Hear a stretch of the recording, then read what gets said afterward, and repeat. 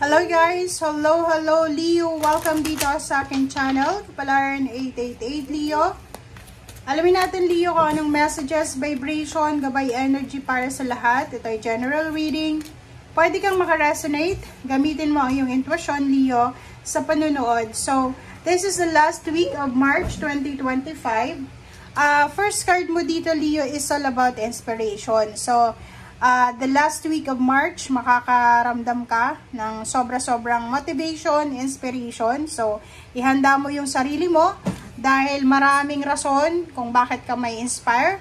Maraming rason, maraming pagbabago na gusto mong gawin, na possible na magbago. Bibigyan ka ng pagkakataon ng Panginoon ng wisdom. Nandito yung 3 wisdom. So, sinasabi na maraming good news, information, communication ang posibleng pumasok sa buhay mo na pwedeng magdala sa'yo ng information. Like for example, connection. So, di ba, gusto mong mag-apply ng bagong trabaho, gusto mong magnegosyo, or anything na pagbabago yung gusto mo, sinasabi dyan na ilalahad sa'yo ng ating Panginoon ng universe yung mga paraan kung paano mo to magagawa. So, ikaw na lang yung parang sinasabi na bibigyan ka ng talino ng Panginoon sa linggong ito. Okay? First card, second deck is first quarter moon in Virgo. Assess the situation. So, kung ano man ang sitwasyon na pinagdadaanan mo sa ngayon, Leo, kailangan nating pag-aralan, okay, ang bawat detalye. Wag tayong magmamadali, Leo. And dito, last quarter moon in Aries, work through your feelings. So, same with the Aries, sinasabi na kontrolin natin ang ating emosyon sa linggong ito. So, huwag tayong magpadalos-dalos, huwag tayong maging hyper, high blood, huwag tayong magmamadali, huwag din tayong maging mabagal. Tamang-tama lang, yung tama lang. Okay?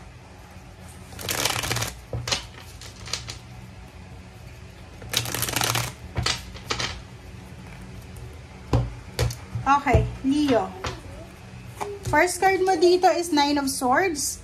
Paki-comment sa comment section kasi may mga Leo dito na parang hindi makatulog sa gabi for several weeks or siguro several months to na medyo hindi ka makatulog sa gabi dahil gawa ng may mga vitamins kayong iniinom or medication or marami kayong iniisip all about family or money or anything na iniisip nyo na nagdadala sa inyo ng stress. But this week, sinasabi ng baraha, Leo, ano man itong nagbibigay sa'yo ng bigat ng kalooban, problema, ay posibleng mareresolve na to. Halimbawa, kung nag-iisip ka, hindi ka makatulog dahil sa hinihintay mo yung promotion, salary increase, higher position, or naghihintay ka ng clarity, yung nag-a-apply ng trabaho, dito sinasabi na this week, maraming tao yung parang pupurihin ka. Ikaw yung magiging spotlight, ikaw yung magiging highlight ngayon. Parang yung limelight ngayon is nasa'yo. Maraming tao yung magko-congratulate sa'yo sa linggong ito.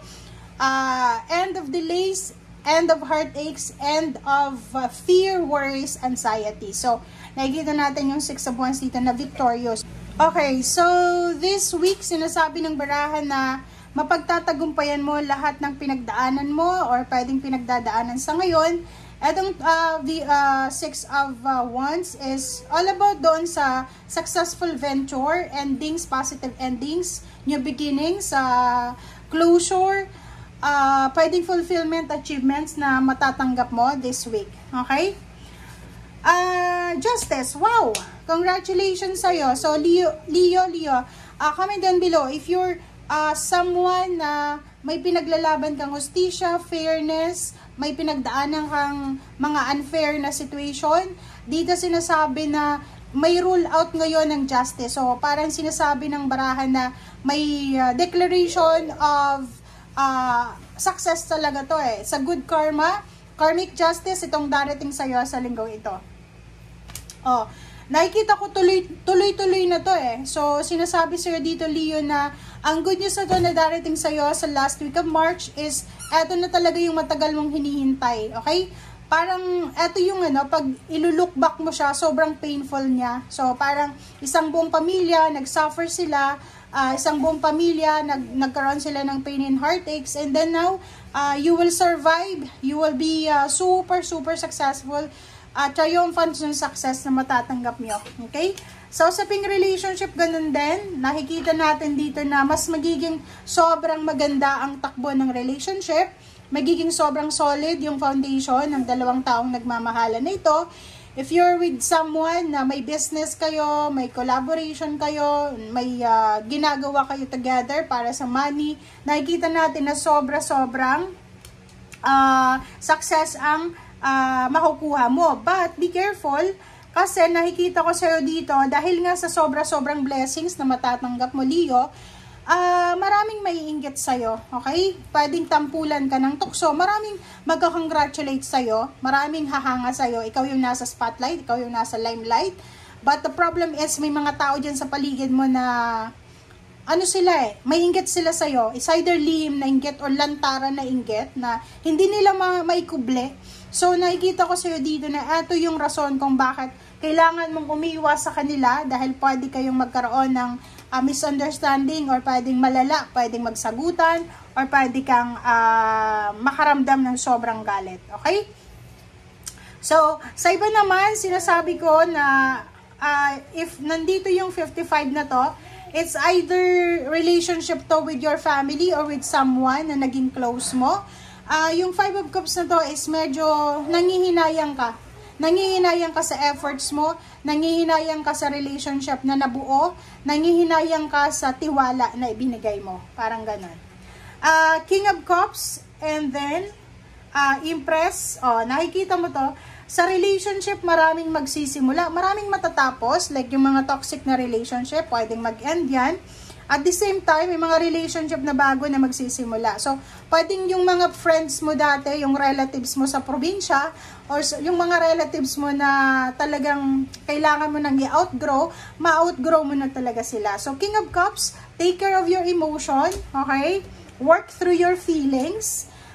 Nakikita natin pwedeng may mga bagong relasyon, may mga papasok na love life, pwedeng mayroong friendship, may bagong baby, bagong business, bagong collaboration, bagong emotion, or anything na bago. Sa usaping pera naman, kung makikita mo dito may 10 of coins, sinasabi ng 10 of coins sa'yo na may lump sum of money ka na matatanggap. So it's either a reward, it's either an award, it's either nanalo ka sa loto, or it's either nanalo ka sa mga patimpalak, or pwedeng may nagpautang sa'yo, may nagbayad sa'yo ng utang, or anything na tangible or lump sum. Okay? Knight of Wands, sobrang exciting, sobrang happy, sobrang joyful yung linggong ito para sa'yo, Leo. Maraming pangyayari ngayong last week ng March ang posibleng magbibigay sa'yo ng excitement, ng kilig, ng saya. Maraming isi-celebrate ka na sobrang saya. Tears of joy din. And Palace of Cups, sobrang peaceful, sobrang tahimik, sobrang tranquility ang posibleng maramdaman mo sa linggong ito. 5 of Coins, yung problema sa pera ay posibleng masolusyonan mo na to. And yun nga, makinig tayo sa sinasabi ng ating intuition. And 6 of Coins, nakikita ko na magkakaroon ng balance yung pera mo. Kasi diba, may matatanggap kayong lump sum of money. Next is Wheel of Fortune, usaping money, usaping relationship. Nandito yung Karmic Justice, sinasabi ng barahan na iikot yung Wheel of Fortune para ibigay naman sa'yo yung right na justice na para sa yung good karma. Okay? Pwedeng 3 years, 3 months ka nang naghihintay, but nakikita ko sa'yo dito na iikot yung Wheel of Fortune para ibigay naman sa'yo yung karapatan mo, or para ibigay sa'yo yung karapat-dapat na blessings para sa'yo. So, nakikita natin yung good health, sa usaping money, good health physical, sa katawan, mental, emotional, yun ang makukuha mo bago matapos yung month ng March 2025. Thank you for watching, guys, and see you again. Bye!